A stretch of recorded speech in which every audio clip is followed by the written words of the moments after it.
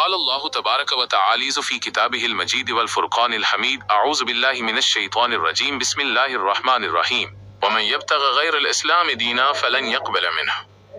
ترجمہ: جو شخص اسلام کے سوا کسی اور دین یا راستے کو اختیار کرے گا وہ اللہ کے یہاں ہرگز قبول نہیں کیا جائے گا اور وہ آخرت میں نقصان اٹھانے والوں میں سے ہوگا۔ میرے بھائیو، انسان اس دنیا میں بغیر مقصد کے نہیں آیا۔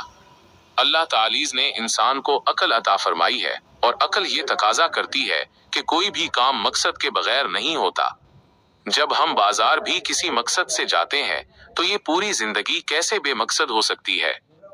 آج انسان کی سب سے بڑی غلطی یہ ہے کہ وہ یہ سمجھتا ہے کہ دنیا صرف کھانے، پینے اور موج مستی کے لیے ہے، حالانکہ حقیقت یہ ہے کہ یہ دنیا آخرت کی تیاری کی جگہ ہے۔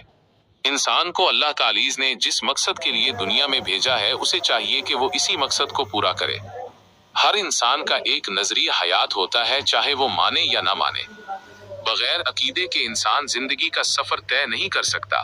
اسی لیے انسان کے سامنے تین بنیادی سوالات ہیں: میں کون ہوں، میں اس دنیا میں کیوں آیا ہوں، اور مرنے کے بعد میرا کیا ہوگا؟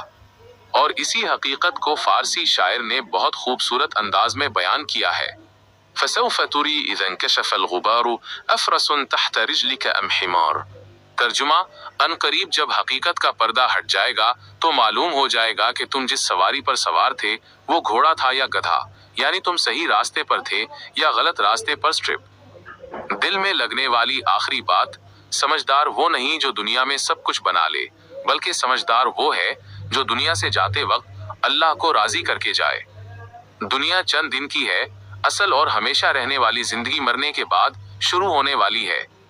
اللہ تعالی ہمیں مقصد زندگی سمجھنے، صحیح راستہ اختیار کرنے اور آخرت کے لیے تیاری کرنے کی توفیق عطا فرمائے۔ آمین۔